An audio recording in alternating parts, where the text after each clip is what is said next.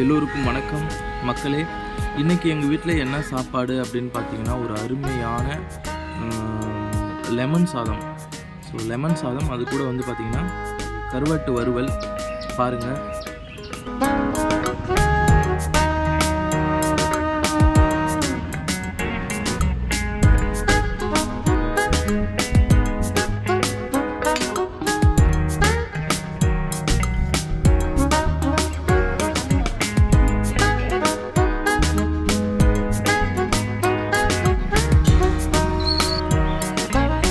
மறக்காமல் சேனலை சப்ஸ்கிரைப் பண்ணி எனக்கு சப்போர்ட் பண்ணுங்கள் மக்களே.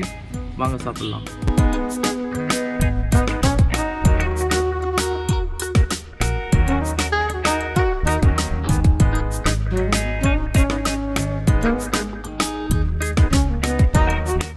அருமையான சாப்பாடு, சும்மா சொல்லக்கூடாது, அருமையாக செஞ்சுருக்காங்க. எப்பொழுதும் எங்கள் வீட்டில் நல்ல முறையில் சமைச்சு கொடுப்பாங்க. அதே மாதிரி இன்றைக்கும் பார்த்திங்கன்னா அருமையாக செஞ்சுருக்காங்கங்க, சும்மா சொல்லக்கூடாது.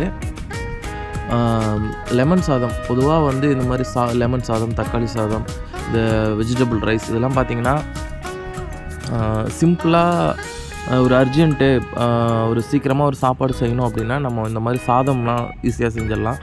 அதுலேயும் குறிப்பாக இந்த புளி சாதம், லெமன் சாதம், தக்காளி சாதம் பார்த்திங்கன்னா ரொம்ப ஈஸியாக செய்யலாம். ஸோ இன்றைக்கும் அதே மாதிரி தான் பார்த்திங்கன்னா எங்கள் வீட்டில் வந்து பார்த்திங்கன்னா சரி லெமன் சாதம் செய்யலாம் அப்படின்னு சொல்லிட்டு எங்கள் வீட்டிலே வந்து பார்த்திங்கன்னா இந்த எலுமிச்சை மரம் இருக்குது. ஸோ அதில் ஒரு 4 பழத்தை எடுத்துகிட்டு வந்து கட் பண்ணி அழகாக ரொம்ப டேஸ்ட்டாக, அதில் வேறு எதுவுமே ஆட் பண்ணலைங்க.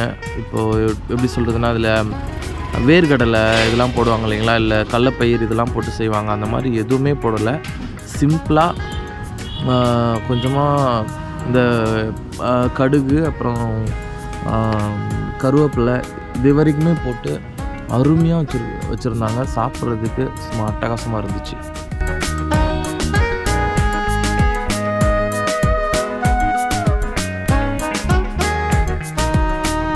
அப்புறம் இந்த கருவாடை பற்றி நான் சொல்லியே ஆகணும்.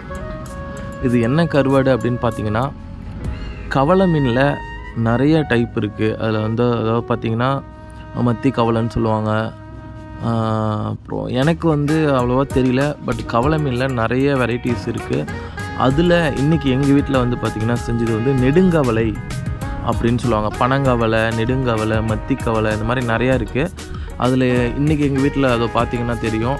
அந்த கருவாடு வந்து பார்த்திங்கன்னா, வறுத்த கருவாடு வந்து பார்த்திங்கன்னா நெடுங்கவலை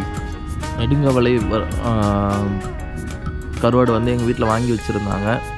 ஸோ இந்த ஒரு 3 நாளாக தொடர்ந்து எங்கள் வீட்டில் வந்து பார்த்திங்கன்னா கருவாட்டு குழம்பு, ஒரு 2 நாளைக்கு முன்னாடி பார்த்திங்கன்னா கருவாட்டு குழம்பு வச்சுருந்தாங்க. அது வந்து முதகண்ட கருவாடு. அதுக்கு அடுத்த நாள் நேற்று வந்து பார்த்திங்கன்னா கிள்ளி போட்ட சாம்பார், அது கூட வந்து பார்த்திங்கன்னா அதே முதகண்ட கருவாடு வறுவல் வச்சுருந்தாங்க. அல்டிமேட்டாக இருந்துச்சு. அந்த வீடியோ பார்க்கணுன்னு நினச்சிங்கன்னா நம்ம சேனல் பேஜில் நான் போட்டிருக்கேன், கண்டிப்பாக பாருங்கள். ஸோ இன்றைக்கி வந்து பார்த்திங்கன்னா நெடுங்கவலை கருவாடு. ஸோ எனக்கு தெரிஞ்சு அடுத்த ஒரு வாரத்துக்கு எங்கள் வீட்டில் வந்து கருவாடு சம்மந்தப்பட்ட வறுவல் குழம்பு இருக்காது அப்படின்னு நான் நினைக்கிறேன். ஏன்னா தொடர்ச்சியாக ஒரு 3 நாள் எங்கள் வீட்டில் கருவாடு செஞ்சிட்ருக்குறாங்க.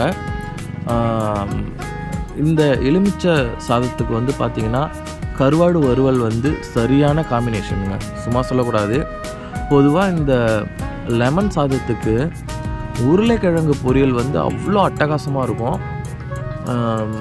நீங்கள் உண்மையாலுமே லெமன் சாதத்தை கூட உருளைக்கிழங்கு வறுவல் செஞ்சு சாப்பிட்டிங்கன்னா அவ்வளோ அருமையாக இருக்கும். நம்ம எவ்வளோ சாதம் வேணாலும் சாப்பிட்டுக்கிட்டே இருக்கலாம் போல் இருக்கும். அதே மாதிரி கருவாடு வறுவலை நீங்கள் வந்து செஞ்சு சாப்பிட்டு பாருங்கள்.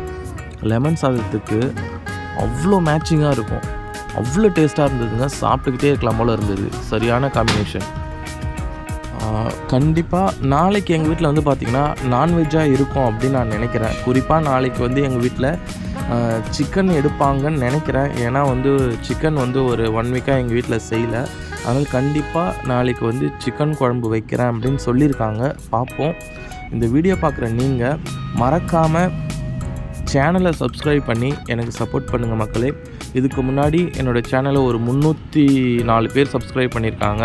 அந்த யாருன்னே தெரியாத அந்த 304 பேருக்குமே அவங்களுக்கு எல்லோருக்குமே என்னோடய நன்றியை நான் தெரிவிச்சுக்கிறேன். தேங்க்யூ ஃபார் வாட்சிங். நன்றி.